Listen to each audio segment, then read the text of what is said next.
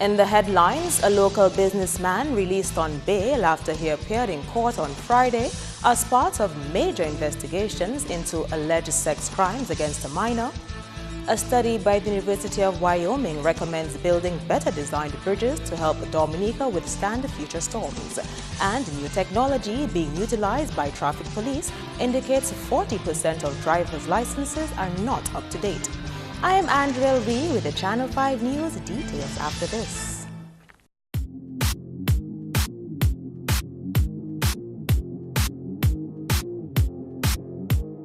Thank you for staying with us. We lead with this court story of a businessman who has been charged in relation to sexual-related offenses and has been released on bail of $75,000.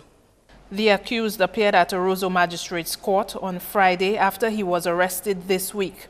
Before he was brought into the courtroom to be read his charges formally, Magistrate Candia Corrett George requested that the court be cleared due to the sensitive nature of the matter. As a result, members of the accused family who were present and the media also had to vacate the building. Actually, the country's Sexual Offences Act states that the identity of the accused and victim should not be revealed in sex crimes. The businessman was charged with 3 counts of indecent assault and 3 counts of unlawful sexual intercourse. He was not allowed to plea since the charges are indictable offenses to be tried before a judge and jury. Part of his bail conditions include reporting to the Roseau police station twice a week and surrendering his travel passport. The preliminary inquiry is expected to take place in June. This week, police reported that investigations were ongoing into allegations of unlawful and inappropriate conduct by 3 men with a 15-year-old girl. Since the allegations, Ian Pinard has resigned as Public Works and Ports Minister, saying that he was confident there would be a successful conclusion of this matter. Idona Jean-Baptiste, Channel 5 News.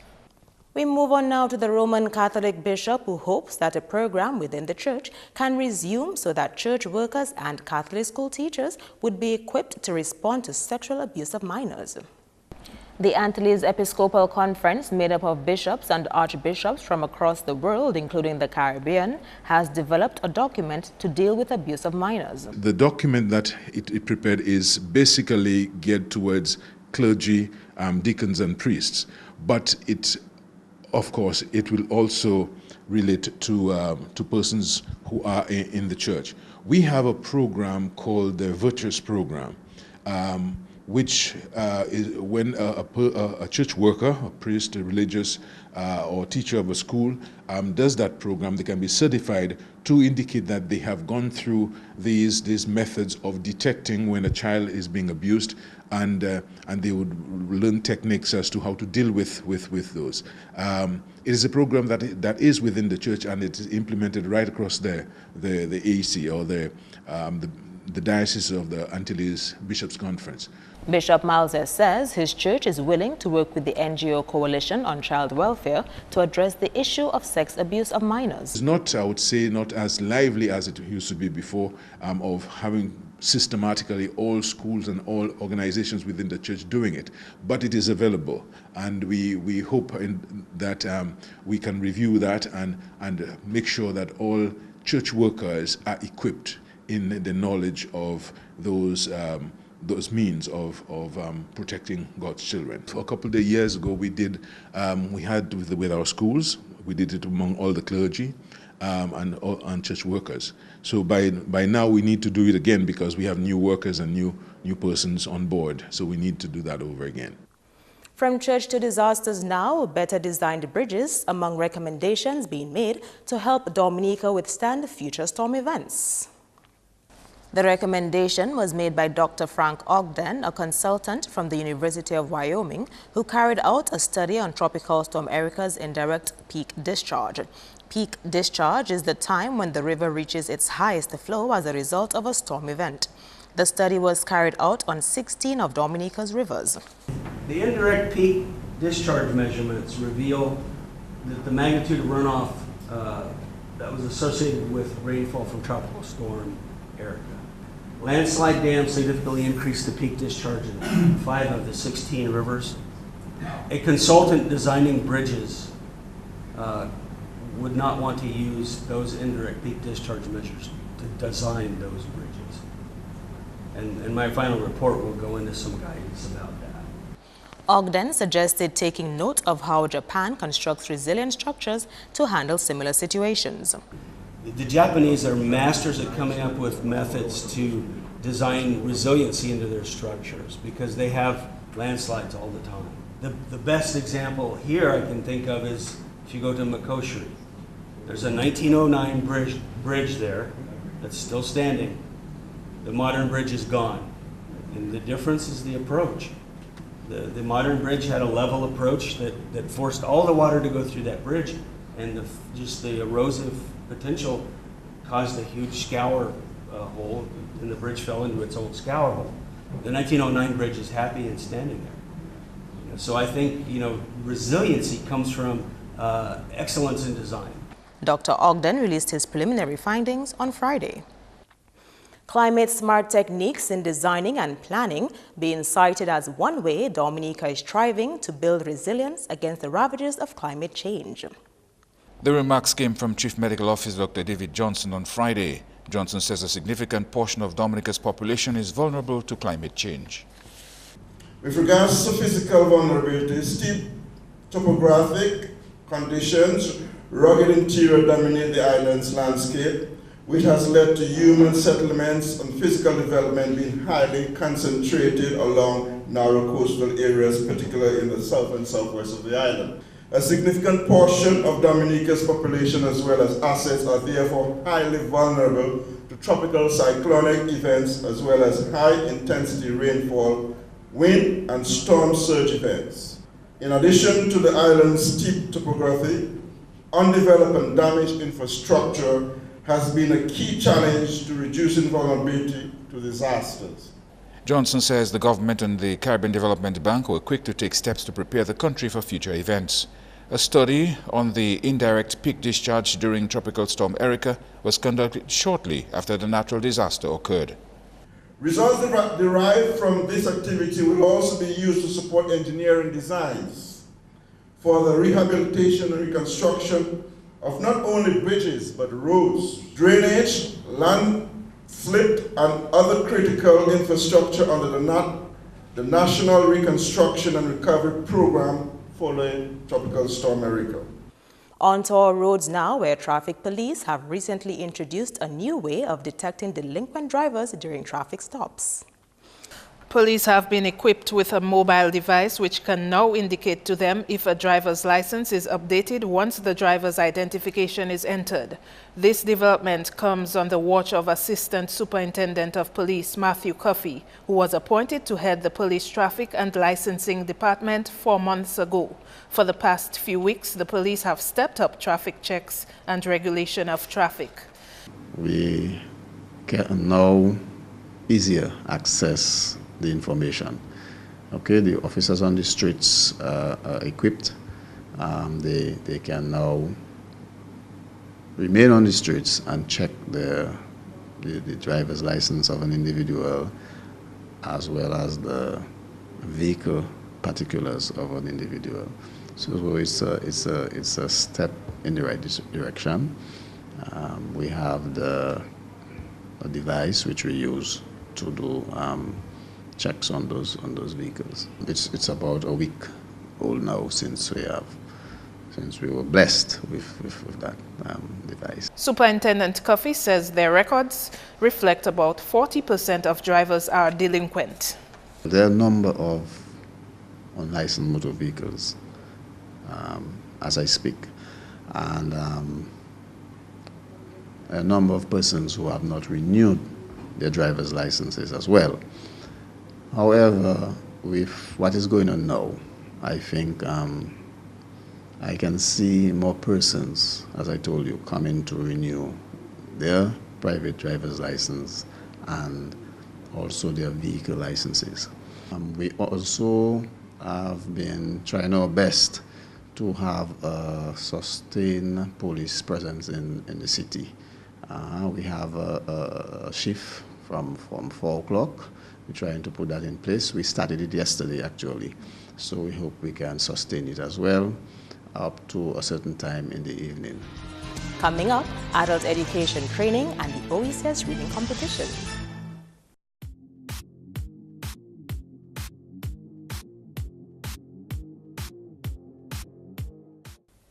Welcome back. Leader of the parliamentary opposition, Honorable Lennox Linton, says freedom of speech is under attack. Mr. Linton spoke to Channel 5 News against the background of a Privy Council ruling in favor of Chartered Accountant Kieran Pinard-Byrne, which resulted in Linton having to pay costs. The opposition leader is also being sued by government for $1 million with respect to a statement made at a UWP rally in St. Joseph in 2014. Mr. Linton's position has generally been that his statements are made in the public's interest. But in the Pinard-Byrne defamation case against Linton, the Privy Council did not believe that qualified privilege applied. Qualified privilege is a type of defense taken in defamation actions. An otherwise defamatory statement gets qualified privilege protection when the communication or statement is deemed to have been made in good faith or made without malice. If you consider that when you want to speak your mind, there is no protection from the court, even though you're speaking on a matter of public interest, and you may get one or two things wrong, the court no longer protects you. The court penalizes you for what it believes you got wrong, forgetting that the court has a responsibility to speak, to protect you, where overall your comments are about a matter of public interest. This is a grave danger for the journalism profession in Dominica, because it means where the courts before were willing to say, okay, if a mistake is made, but generally the person was not acting out of malice and the person was really seeking the truth and behaved responsibly, then there's a protection. The courts are now saying, no, thou shalt not make a mistake. Meantime, on Thursday night in Maho, the UWP began a series of public meetings on legislative changes, which the party believes will make the Integrity Commission weak and ineffective and unable to carry out its mandate. Acting Director of Trade, Mathan Walter, has brought the DAIC up to date on recently launched projects by government in its efforts to enhance Dominica's trading environment and export capacity. The Enhancing Dominica's Trading Environment and Trading Capacity project is one of two recently launched projects funded by the Caribbean Development Bank pursuant to the EU CARIFORUM Economic Partnership Agreement EPA standby facility. During the DAIC's first town hall meeting for the year, members sought clarification on government's current activities as well as any future plans for facilitating beneficial trading relationships between Dominica and the rest of the world. The DAIC also unveiled its associate membership initiative, which it sees as a necessary step to diversify and grow its membership. Under this new initiative, businesses are invited to be honorary members for a period of 3 months. The DAIC's quarterly town hall meetings provide a forum to discuss private sector concerns raised by its members. Over 20 facilitators have been trained on how to better deliver in the classroom. That was the aim of a one-day workshop organized by the Adult Education Division and the Caribbean Examination Council, CXC. It was important because we at Adult Education, we are considered a second chance institution, and the program is specifically geared at second chance persons. We call them at-risk persons, those who did not make it through the formal school system. For some reason, they may have gotten pregnant, they may have dropped out of the school. Joseph says adults who participate in programs at the division can go on to acquire their CVQs. But we do our own local training often with our facilitators because they teach the CCSLC program, that is the Caribbean level in Caribbean certificate in secondary level competence, and this is the program that we use to teach our adults so they can go on to doing the CVQ, which is the Caribbean vocational qualification. Even if you do the skill program, you also need an academic because you would need your math and your English in order to go ahead and do one CVQ, because not just skill, but you need a little academic to go with it as well. So what we do, we offer all 5 subjects, that is your math, your English, your science, social studies, and a foreign language, either French or Spanish, and Spanish. And then when you can get your math and your English, and you go ahead and do your CVQ. The one-day workshop was facilitated by the syllabus officer at CXC's office, Dr. Margaret Niles. And a pupil from Nevis has won the annual OECS reading competition. That country was represented by 9-year-old Rishikesh Srinidasan. Gold coins and a selfish man. Sam was greedy and selfish. He's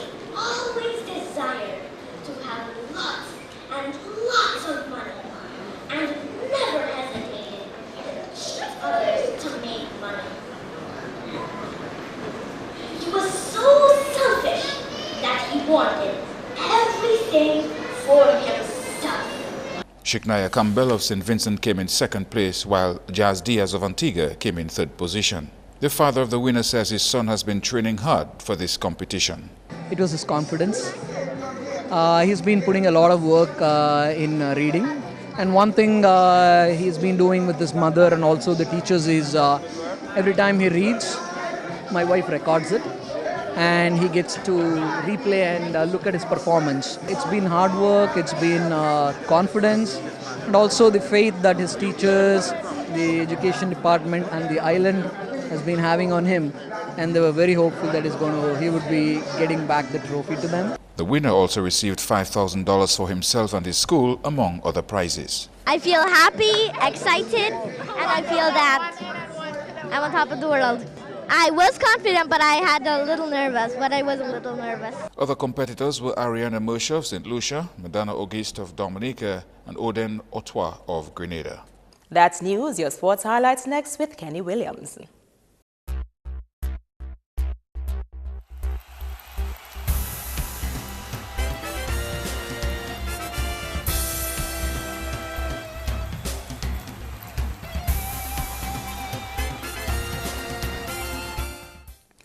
Hello everyone and welcome to the Sports Report. In track and field, the final day of the Secondary Schools Athletics Championship saw stiff competition in the male and female categories for the 2016 Secondary School title on Thursday. Grammar School walked away with the 2016 Boys and Girl Championships, taking it away from PCSS and NECS respectively. In the boys category, DGS got 173 points, NECS 163, ITSS 102, DSC 87 and PCSS 69. For the girls, DGS had 142, NECS 136, DSC 99, PSS 96, and PCSS 77. In local cricket, some 5 games are scheduled for play in this weekend's version of the Augustus Gregoire Intermediate League. On Saturday, Najiko Northern Stars will come up against Summits at Botanic Gardens, and Starlights will do battle with PH Williams Collio at Benjamin's Park. Sunday will feature matches between Point Michelle Cricket Academy and Sajiko Somerset at Botanic Gardens, Gladiators versus Police Sports Club at Windsor Park, and Dubla United Stars will go head-to-head with Marino Evergreen at Benjamin's Park. Start time is 10 a.m. on both days. In more sports, the Dominica Netball Association's 2016 Big Edge Financial Express League takes place on Sunday. The league starts with a ballarama at Dominica Grammar School Hardcourt from 3 p.m. The first division teams participating are New India Celtics, Spartans, Jazz, the National Under-20 team, and Wesley. New India Celtics is the defending champion. In the second division, we have New India Celtics, Cocoa Town Cafe PSS, Spartan Knights, and Northern Contractors Limited Portsmouth Breakers. New India Celtics is the defending champion. Going back to cricket, not a good day for West Indies as they went down to South African women by 11 runs on Friday. The South African team batted first, scoring 125 for 6. Lizzie Lee, Dane Van Niekerk, and Maris Zancap added 35, 22, and 20 in that order. The West Indies answered with 114 for 6. Deandra Dottin top scored for West Indies with 40, while Stacey and King supported with 29. The teams meet up again Sunday for their second T20 match. Moving on to football, Petro-Caribe Point Michelle secured a spot in the semi-final right in the nick of time in a replayed match against Itati United in Division 1 football on Thursday. Gerald George has this report. 2 goals in the dying minutes of play landed Petro-Caribe Point Michelle a spot in the semi-finals of the DFA Division 1 League. In a replayed match after their quarter-final match was blown off prematurely last week, Point Michelle came from behind to defeat Itasi United 2-1 last night at the Newton playing field. Brian Libla opened the scoring for Itasi in the first half, giving his team a 1-0 advantage at the interval. Kieran Lewis got the equalizer for Point Michelle, with Marcellus Rafool hammering a right footer from mid-pitch to seal victory for Point Michelle and a chance to return to the Premier League. Meantime, the semi-final matches are carded for Sunday. The semi-finals will be played on Sunday at the Newton playing field, with Petro-Caribe Point Michelle taking on RC Doctors at 3 p.m. in the first match of a doubleheader, to be followed by RIC Kensborough versus Wacky Rollers at 5 p.m. And the Premier League will come to a close on Saturday at the Poirier playing field. And the curtains will come down on the Flow Premier League on Saturday when Baffert State Football Club takes on Caribbean Cool Harlem United at the Poirier playing field at 3 p.m. Baffert State has already secured the second position on 32 points. Dubla Football Club won the title 2 weekends ago with an untouchable 36 points. In high school basketball, the secondary schools basketball championship resumes Monday with 2 games. Over at Marigot, it will be Northeast Comprehensive going up against Portsmouth Secondary in the boys' game. The girls of the Isaiah Thomas Secondary and Northeast Comprehensive Schools will play at the DGS Hard Court. The games are scheduled for 3 p.m. And finally, forehand domino action will slam down Sunday between Metrics and Mariner Mount Zion at Mams Bar in Point Michelle to close off the New Mem Four-Handed Domino League. Start time is 11:30 a.m. That's all the sports for now. I am Kenny Williams. Have a great weekend.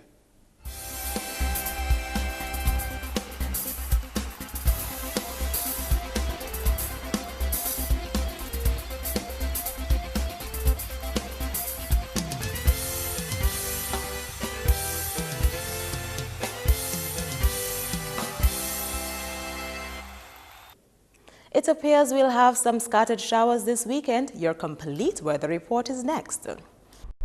Good evening and welcome to tonight's weather broadcast. I am your presenter, Annie Correct Joseph. Weak unstable conditions maintain mostly cloudy skies across the region today. Visible satellite imagery showed mostly low-level clouds across the area. Radar imagery indicated some scattered showers across the islands. Conditions for tonight, partly cloudy to cloudy with some scattered showers. Tomorrow, a relative improvement in conditions can be expected. Sea conditions, slight to moderate in open water with waves peaking near 5 feet. Weak unstable conditions will continue to produce occasionally cloudy skies with some scattered showers through the next 3 days. And across the region, weak unstable conditions will maintain partly cloudy to cloudy skies with some showers across the northern and central portion of the chain. However, fair to partly cloudy skies can be expected across the extreme southern portion. On the international scene, mostly cloudy skies in New York, overcast skies in Miami, some rain in London, and generally fair weather in Caracas and Beijing. The sun will rise tomorrow at 6:20 a.m. and set at 6:14 p.m. For updated information, visit our website at weather.gov.dm or call the weather hotline at 447-5555. Thank you for viewing and join us next time. Good night.